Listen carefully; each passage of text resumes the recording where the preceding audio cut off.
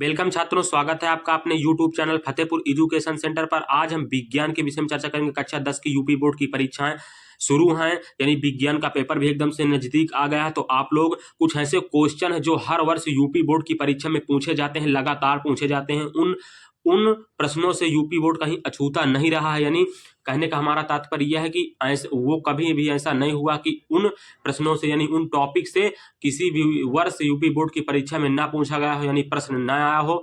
तो आप भी अगर कक्षा 10 में हैं, यूपी बोर्ड विज्ञान का पेपर अगर आप भी देंगे, यानी आपका भी सब्जेक्ट विज्ञान है, तो आप वीडियो को बिल्कुल स्किप ना करिए मेरे प्यारे बच्चों।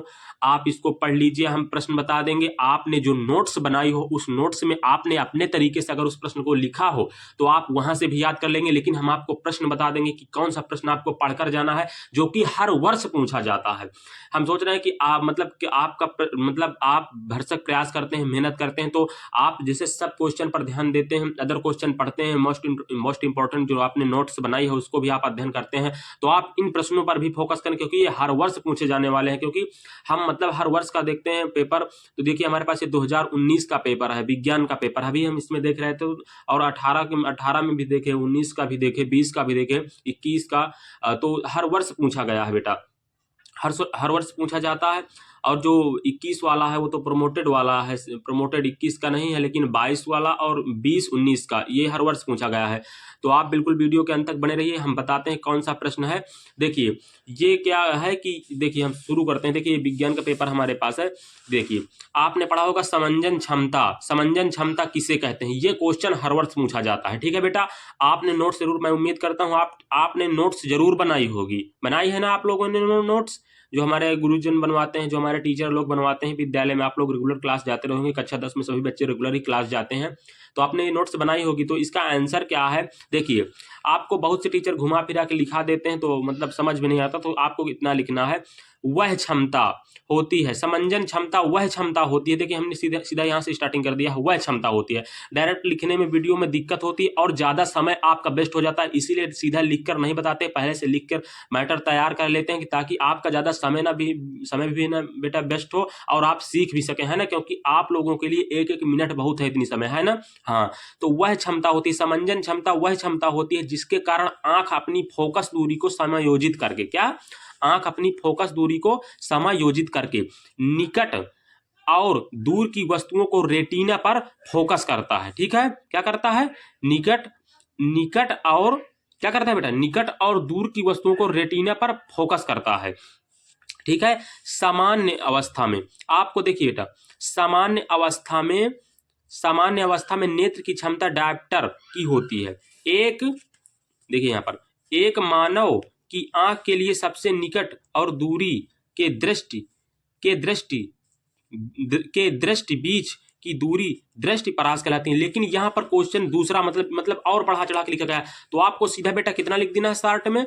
आपको स्टार्ट में अगर लघुत्तरी में पूछे तो आपको सीधा यहाँ तक लिखना है। कहाँ तक लिखना है, यहाँ तक लिखना है, यहाँ तक। ठीक है, आपको लिखना है वह क्षमता होती है, यानी कि समंजन क्षमता वह क्षमता होती है जिसके कारण आंख अपनी फोकस दूरी को समायोजित करके निकट और दूर की वस्तुओं को रेटिना पर फोकस करता हो, क्या कहलाती है, समंजन क्षमता कहलाती है। ठीक है, आपको ये क्वेश्चन बिल्कुल अच्छी प्रकार से तैयार कर लीजिए। अब हम दूसरे क्वेश्चन की ओर जाते हैं, यानी कि दूसरा प्रश्न कौन सा है, दूसरा क्वेश्चन क्या है, ये हर वर्ष पूछे जाते हैं। और अगर आप हमारे चैनल पर नए हैं तो चैनल को सब्सक्राइब कर लें, क्योंकि आप जानते हैं कि हम यूपी बोर्ड से रिलेटेड हर एक जानकारी यूट्यूब यानी अपने ये फतेहपुर एजुकेशन सेंटर चैनल पर अपलोड करते रहते हैं। आप समझ रहे हो ना बेटा, हाँ, तो अच्छे से पढ़िए। और देखिए दूसरा क्वेश्चन क्या है, दूसरा क्वेश्चन है दृष्टि दोष। ये तो 100% श्योर आता है, दृष्टि दोष ये 100% आता है बेटा, दृष्टि दोष आता है ना, दृष्टि दोष 100% आता है। तो आपको अब दृष्टि दोष पढ़ना, क्या पढ़ना है, दृष्टि दोष।